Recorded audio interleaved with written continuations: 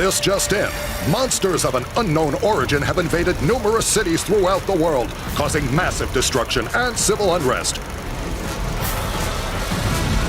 Who are these creatures? Where did they come from? And what do they want? We now take you to the headquarters of the diabolical minds believed to be responsible for these gargantuan creations. War of the Monsters is a platform fighter. It's set in the style of vintage sci-fi monster movies with big creatures battling in cities, grabbing cars and throwing them at each other, grappling and punching, smashing the city. As you progress through it, you kind of see a simple story evolve, just like you would in any typical B movie.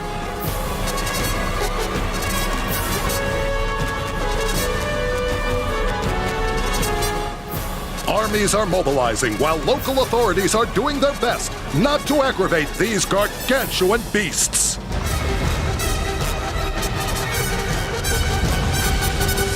In War of the Monsters, everything is interactive. Every building you see, you can crush it and destroy it. Debris scatters on the ground. If cop cars drive by, you can pick them up and throw them.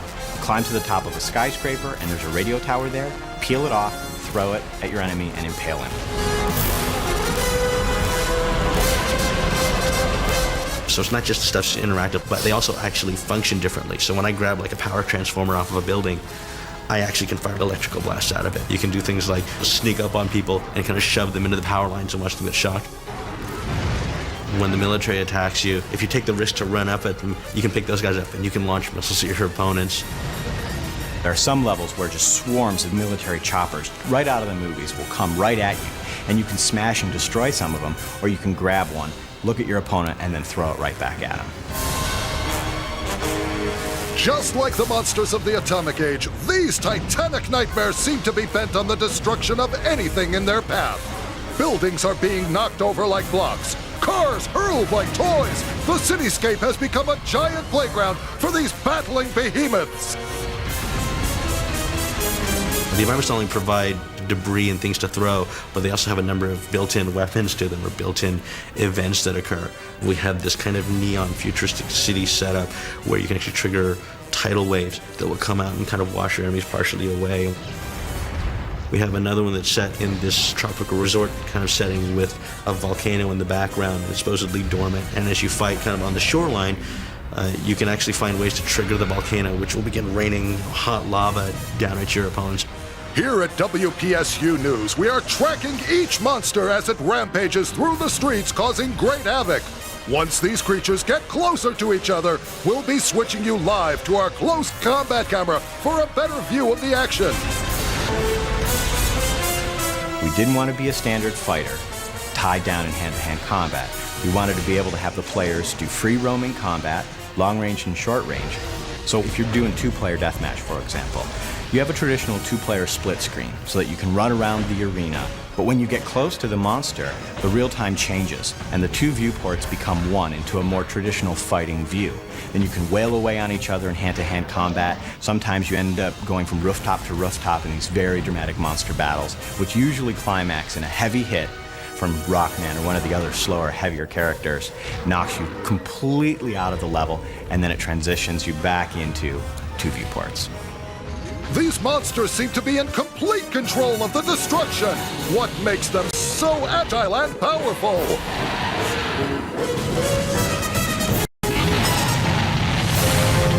When we started off designing War of the Monsters, we wanted to make the game very pick-up and play, very mass market, but we didn't want to lose the hardcore gamer.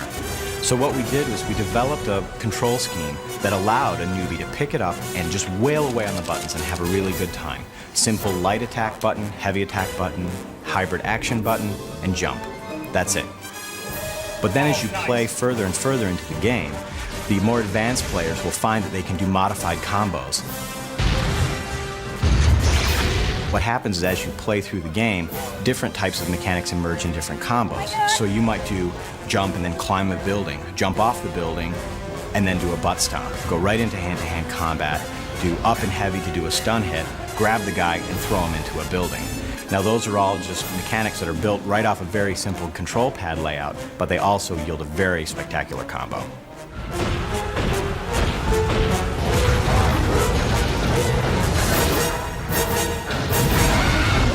Unbelievable! The one creature actually seems to be challenging the other to a fight!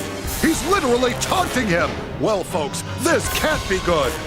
What would a fighting game be without having the ability to taunt your opponent? You're sitting on your couch, you just beat down your buddy, you have to be able to taunt him, make him feel really bad about what just happened.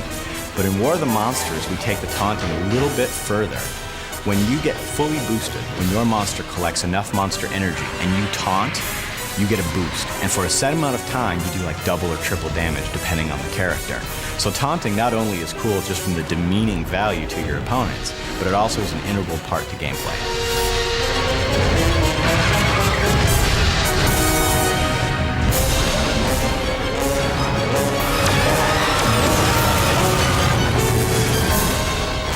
Is it the end of the world?